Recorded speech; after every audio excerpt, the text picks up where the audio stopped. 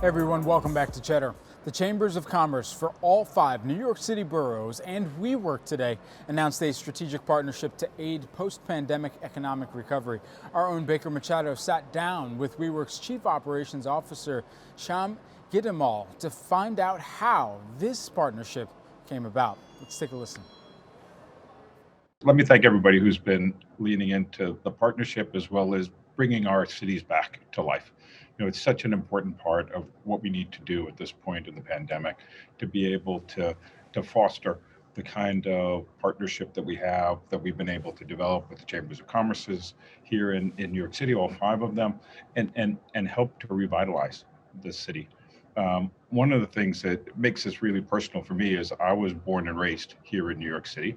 We decided to raise our family here in the city. WeWork, in addition, was kind of born here. So it's where we were founded. And even though we're now some 50 million square feet around the world, operating in 38 countries, our headquarters is still here. So New York City is still our roots. So being able to provide the kind of capability that we can to engender the kind of partnership that we have and develop the kind of growth that we need is central to what we're trying to do here. Absolutely, and we want New York City to get back and humming just as beautiful as she was before this entire situation happened, Shyam. So how does this all work here? How does somebody go about signing up for this? So if somebody's a member of one of the chambers, what they do is they apply to us, and we're able to give them some, enhanced terms to be able to participate in our spaces. That's a central part of people being able to get back into the work environment. One of the things that we found is that having the flexibility to be able to access space, be able to bring their employees back becomes a really important part, particularly for the small businesses. So what we're doing is we're giving some financial incentives to those companies to be able to come into our spaces. To just give you an idea, we have 98 buildings inside of New York City.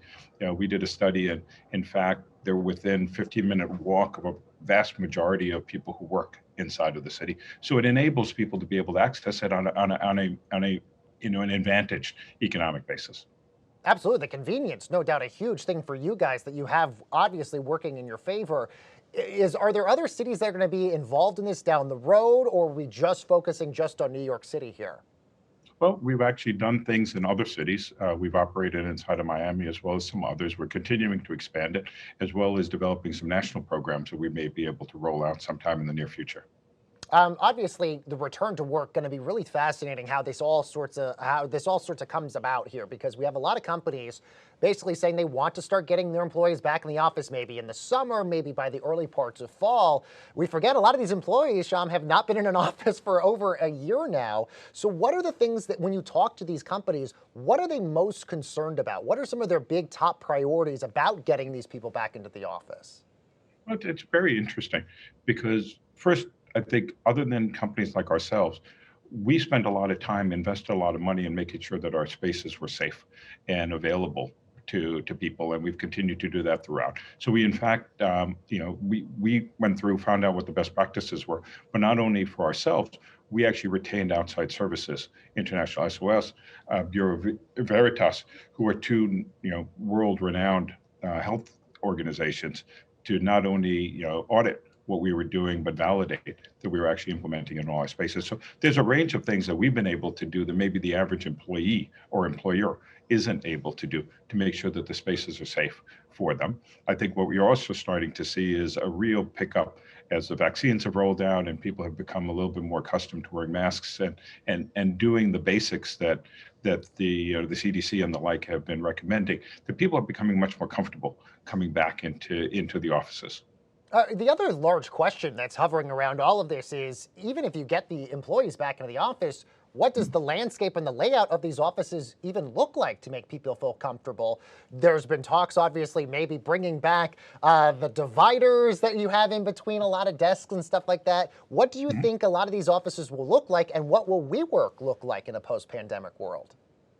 I think one thing that people don't recognize, so our brand is so strong and it's strong in so many different areas. There really are very different, we have a number of different offerings that we provide to people. We have the full offices. They would have offices, doors, walls, just like you would see in other places. They just look a lot different and they're a lot more flexible. We also have full floors that we provide to our larger clients. And then we have the shared work environments. That's a relatively small portion of what we do in general. And what we've done in those is to space out the seats, space out the desks, be able to put in the sanitation in place so that people feel really comfortable, put in the ventilation so that people feel really comfortable in the spaces that we've got. I think going forward, a lot of employers, to your point, are starting to think about what do we want our employees to do when they're in the space? Is it really just sit on their own and do work, or is it intended to be collaboration? If it's collaboration, how do we design collaboration space? That's one thing that we're being asked to do a lot, is help people design collaboration space that they can utilize so that their workers can actually work together in ways that really add value to them. There are obviously lots of pros and a lot of cons to the work from home model. People obviously enjoy the flexibility of working from home and the security and safety of being in their house.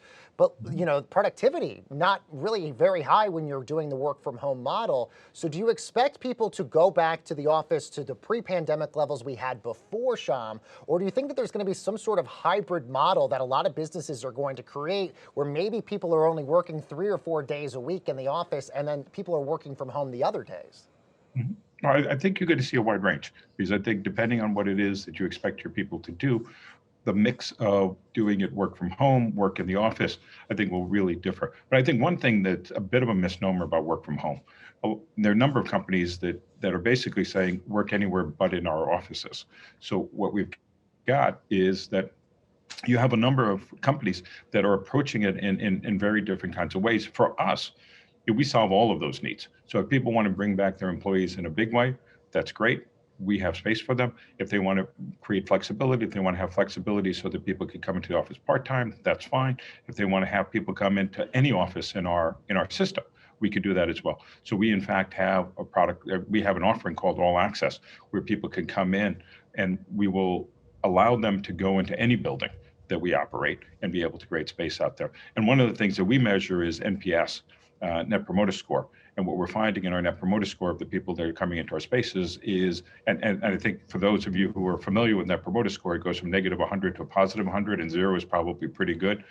Ours are running in the positive 80s of people who are coming into our spaces, which is just a staggering indication of what people's experience is when they come into the space for us. Our thanks to Baker Machado and WeWork's Chief Operations Officer, Shyam Gidumal, who was joining us earlier today for that interview.